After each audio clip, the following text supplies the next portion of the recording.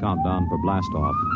X minus 5, 4, 3, 2, X minus 1, fire.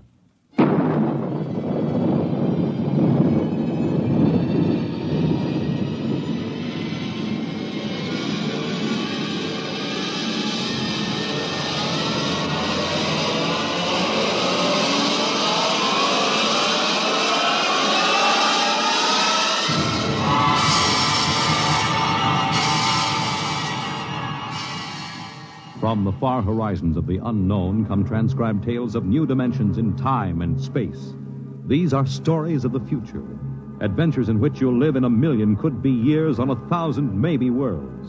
The National Broadcasting Company, in cooperation with Street and Smith, publishers of astounding science fiction, presents X minus 1.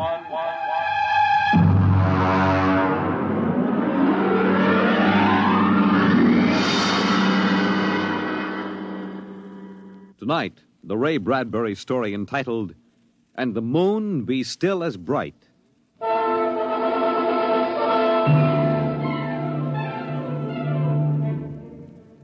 The first 3 expeditions for Mars left Earth in a mushroom of flame, arced through the atmosphere, and finally dwindled to tiny specks in the big eye of the Mount Palomar telescope, and then were lost to sight forever. The prearranged landing signals flashed back to Earth, and then the radios went dead. One after the other, ships had disappeared and were never heard from again. But still the rockets came. The 4th expedition emerged from the silent gulfs of space, angled down toward the floating red disk of Mars, down into an orbit as the order came to land. The last blast of the bow jets broke red against the blue desert sands, and the ship slid to a halt at the edge of a vast city that reflected the icy glare of the moonlight. For a while, all was still. All right, Parkhill. Open the airlock. Aye, sir.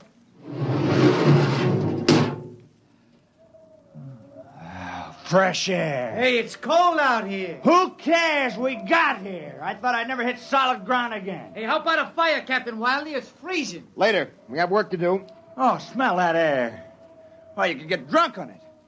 Say, there's an idea. Why don't we break out a bottle and celebrate? Biggs, there will be no drinking done till we're secured. But we're landed, Captain. 3 other expeditions landed and disappeared within 24 hours. Now, we're not relaxing security till we find out what happened to them. What do you mean, maybe Martians? Sender, you're an archaeologist. How old would you say they are? I can't tell till I study them more closely. It's a kind of engineering we couldn't duplicate on Earth. Well, I'm not interested in the architecture now. I want to make sure there's nothing there that might be dangerous. Mr. Hathaway. Yes, sir? I want you and Spender to take a reconnaissance party into the city and find out what's there. We'll set up camp here. No man is to go more than 50 feet from this rocket. And there'll be no celebration till Hathaway and his party report back.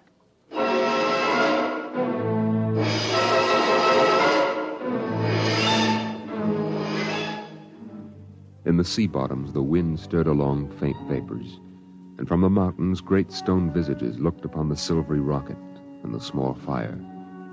The sky was black overhead, as the 2 racing moons threw knife-edged double shadows on the desert.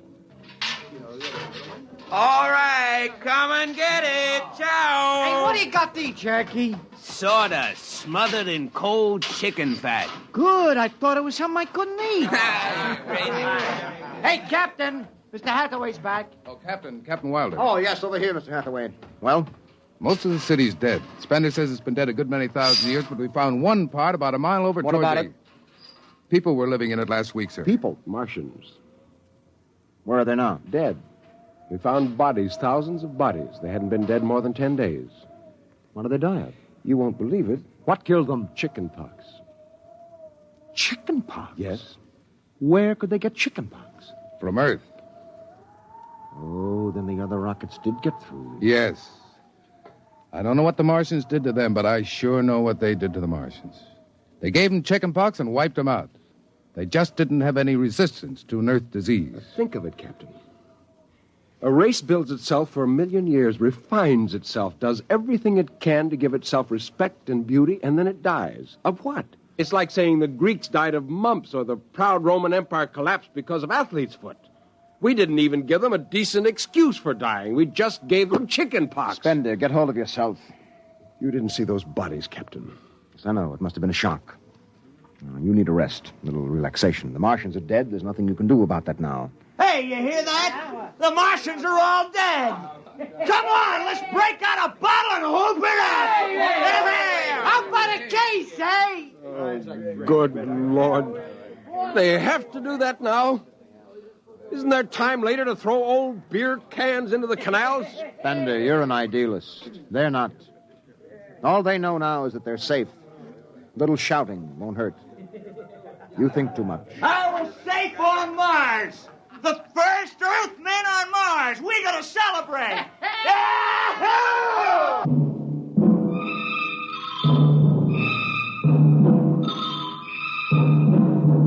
20 bottles were opened and drunk. The voices got louder. The earth laughs and shouts echoing across the empty Martian sands. Spender listened to the wind over his ears, cool and whispering. He felt the land getting cooler. The stars drew closer, very near. The air smelled clean and new. He looked at the cool ice of the white Martian buildings over there on the empty sea lands. Oh, what a woman! Oh. Hey, what do we do with these empty bottles? Save 'em, stupid. There's a 2-cent deposit. Throw them away! Hey, wait. How about that building? 2 to 1 on a buck. I can heave one right through that window. You're on. All right, here goes. Bullseye! Hey, double or nothing on the next shot. Put that bottle down, Biggs. Who's there, Mr. Spender? Stop smashing those windows. What's the difference? The planet's ours now. I guess I can do anything with it I want. Drop that bottle or I'll knock your teeth out. Yeah? Hey, just watch me. I warned you, Big. Hey, come on. What's going on here? Spender! I hit him. He's crazy, Captain. He just walked up and slugged me. All right, Biggs. Spender, you come with me. Now, suppose you explain. What was the idea? The noise, the drunken brawl. Spender, the men are tired. This has been a long trip. And you have a different way of seeing things. Oh, I'm seeing things all right. I'm seeing how we'll ruin Mars. We'll rip it up and rip the skin off the way we've already ruined Earth. Is that why you hit Biggs? Yes. I couldn't stand the idea of them watching us make fools of ourselves. Them? The Martians. They're dead. They're all dead. But they know we're here. Doesn't an old thing always know when a new thing comes? We've come a long way to smash their windows and spit in their wine. Well, maybe you're right. But I'm still going to fine you $50 for that fight. Now, come on, Spender. Suck in your chin. We'll go back there and play happy.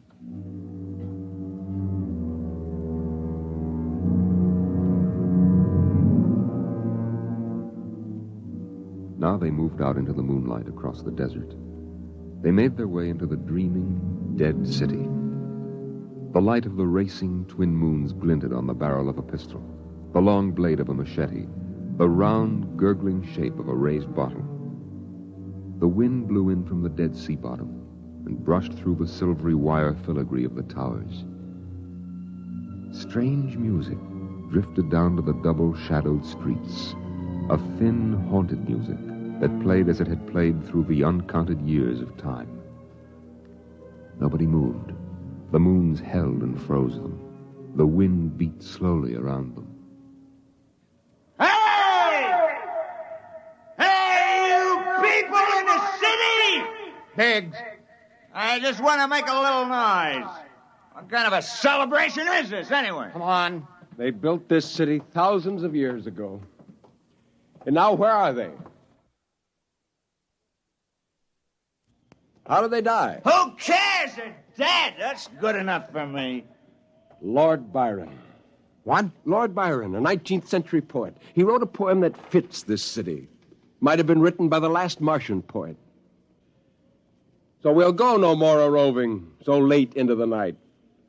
Though the heart be still as loving, though the moon be still as bright. For the sword outwears its sheath, and the soul outwears its breast. And the heart must pause to breathe, and love itself must rest. Though the night was made for loving, and the day returns too soon, yet we'll go no more a-roving by the light of the moon.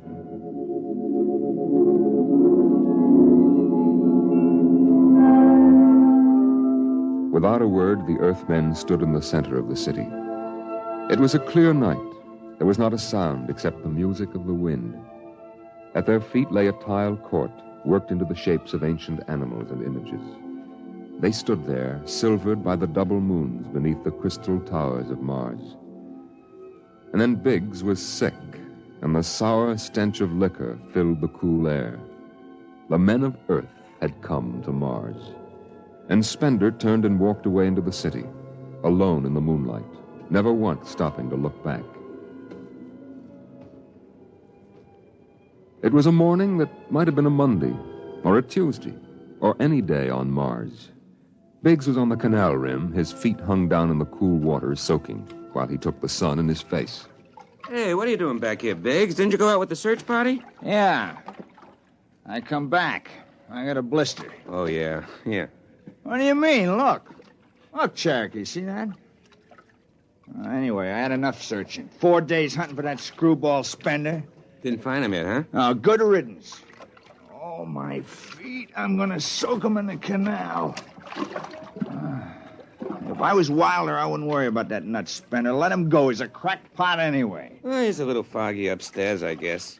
Hey, why don't you take your feet out of that canal, Biggs? I gotta make coffee out of that water. Coffee? You call that stuff coffee? I had a motorcycle once that dripped grease that tasted better than Wait that. a minute, Biggs. Hey, look over there. Where? By that bush. There's someone there. Hey. It's him. Hey, Spender! Spender? He's coming over. Why'd he stay lost, that crazy jerk? Hi, Spender. Long time no see. Hello, Cherokee. I've been exploring some ruins. Oh, you and them ruins. You're like a dog in a boneyard. What's the matter? Why don't you just say something? Where you been? Up in the hills. What would you say if I told you I found a Martian? Oh, yeah? Where? Never mind. Let me ask you a question. How would you feel if you were a Martian and people came to your land and started to tear it up? Well, I know how I'd feel. I've got Cherokee blood in me. My grandfather told me a lot of things about the way they kicked the Indians around in the Oklahoma Territory. If there's any Martian around, I'm all for him. How about you, Biggs? They're dead. They're all dead. It's a good thing, too. Well, I found a Martian. Up in a dead town in the hills. I've been reading their books, and they're easy to understand. And I've learned their language. And then I found this Martian. And I brought him here, now. I don't see no Martian. I'm the last Martian. What did you say? Biggs, I'm going to kill you. Oh, cut it out. What kind of a lousy joke is that? And now, don't put that gun away. You're kidding, huh? Spender, you're... He's dead. You killed him. You can come with me, Cherokee. You're an Indian. You know how the Martians would feel. You can be with me in this. You killed him. You just killed him. He deserved it. You're crazy. Maybe I am. But you can come with me. Come with you for what? Go on, get out of here, you crazy murderer. Of all of them, I thought you'd understand. I thought you'd remember what happened to your own people. You get out of here, you crazy murdering... Don't reach for that gun! Spender.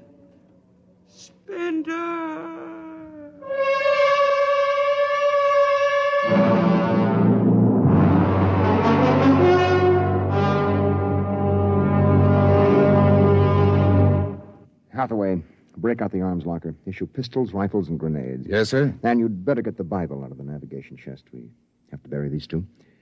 Parkhill, you start digging a grave, How about Spender?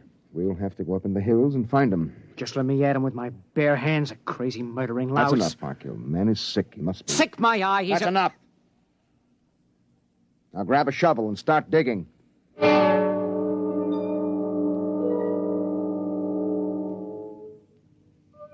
Spender saw the thin dust rising in the valley, and he knew the pursuit was beginning.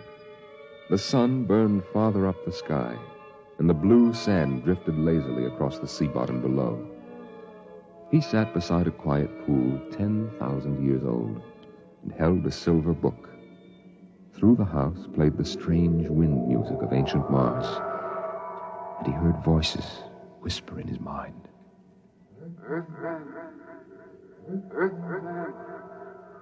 I hear you. I've always heard you, even down there on Earth. Run. No, I won't run. What's the use? Live, Earthman. Live. Live? What for? To see them tear down your temples and put up hot dog stands? Run. They've seen me now. They know I'm up here. Live. There's Wilder now.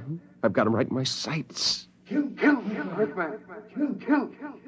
Funny, he hasn't ordered them to use grenades. They could lob one right up here and blow me to bits. Yeah, maybe the captain thinks I'm too nice to be blown to bits. He wants my death to be clean.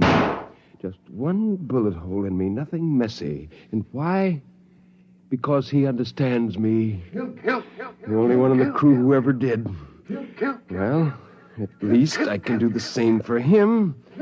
Just one bullet in his head, a nice clean death. All I have to do is pull the trigger and then... It's no use. I can't do it to him.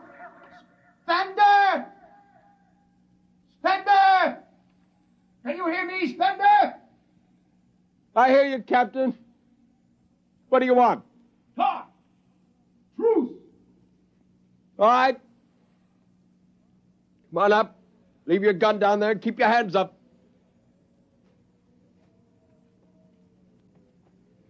Oh. That's quite a climb. You mind if I sit down? How long do you think you can hold out? Until you're all dead. Oh, why didn't you kill all of us this morning when you had the chance? You could have. I know. I got sick. After I started killing people, I realized they were just fools and I shouldn't be killing them, but it was too late. So I came up here where I could get angry again. Why did you do it? When I was a kid, my folks took me to visit Mexico City. I'll always remember the way my father acted, loud and big. And my mother didn't like the people because she thought they didn't wash enough. I can see my mother and my father coming to Mars and acting the same way. Anything that's strange is no good to us. We aren't fit to take over this planet. But to kill two men. How would you feel if a Martian spit on the White House floor? You know, you haven't acted very civilized yourself today. I'll kill you all off, Wilder. That'll delay the next rocket 5 years, and then I'll kill them, too. And if I'm lucky, I'll live to be 60. And I'll meet every expedition that lands on Mars. Oh, I'll be very friendly. I'll explain our rocket blew up one day. And then I'll kill them off. I'll save Mars for half a century. And by then, maybe the Earth people will give up. And yet you're outnumbered. We already have you surrounded. In an hour, you will be dead. I found an underground passage that'll take me back in the hills, Wilder. I'll go back there. And then I'll pick you off one by one. We'll see. Well, it's a nice town you've got here, Spender. It's beautiful. I'd like to live here. You can. Join me. You're not like them. Why go back to them, Captain? I'll show you what a good life these people had. No, there's too much earth blood in me. I may even agree with you about all this, but that does not change what I must do. You won't stay? No. This is your last chance, Spender. Look, you're sick. Now come along with me quietly. No. One last thing. If you win, do me a favor. Try to see that they don't tear this planet apart. Right. And if it helps, just think of me as a very crazy fellow who went berserk one summer day. Be easier on you that way. I'll think that over. So long, Spender. Bye, Captain. Good luck.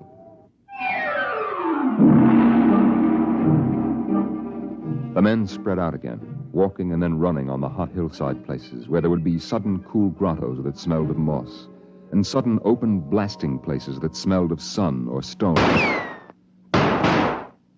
The men ran and ducked and ran and squatted in the shadows. I'll blow his brains! Captain Wilder hugged the rock warmed by the sun. He gasped, for the air was thin and not meant for running. Spender lay at the top of the hill, and a gap in the rocks showed the white of his shirt against the shadows.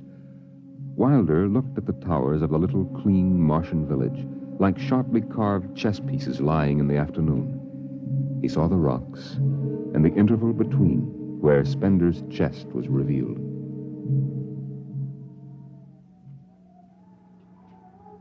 Go on, Spender. Get out. You've only got a few seconds to escape. Go on, get out of the caves. Come back later. You go now. I've got to win this. I've got to think that I'm right and pull this trigger. Go now. Get out. I'll get him! A slug in the head, I'll blow his bloody brains! No, Parkhill! Put down that gun. I'll do this myself. Spender. Why didn't you get out? Why? Why? Why?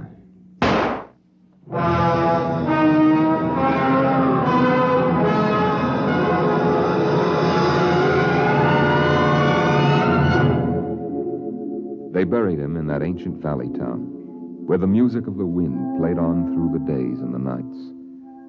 They laid him in an ancient silver sarcophagus with waxes and wines which were 10,000 years old, his hands folded on his chest.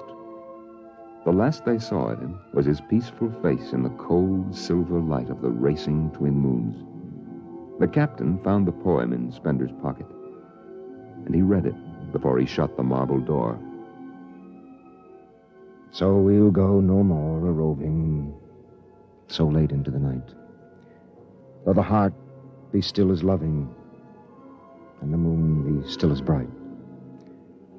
Though the night was made for loving, and the day returns too soon, yet we'll go no more a-roving by the light of the moon.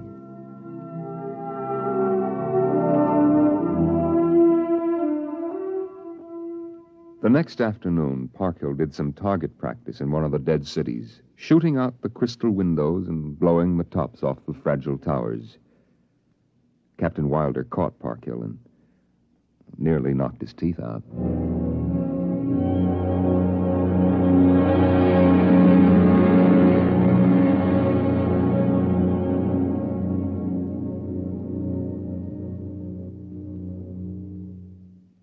You have just heard X-1, presented by the National Broadcasting Company in cooperation with Street and Smith, publishers of astounding science fiction. Tonight, by transcription, X-1 has brought you the Ray Bradbury story, And the Moon Be Still as Bright, adapted for radio by Ernest Kenoy. Featured in the cast were John Larkin, Clark Gordon, Dick Hamilton, Nelson Olmsted, Lawrence Kerr, and Stan Early. Your narrator was Norman Rose. Your announcer, Fred Collins. X-1 was directed by Daniel Sutter and is an NBC Radio Network production.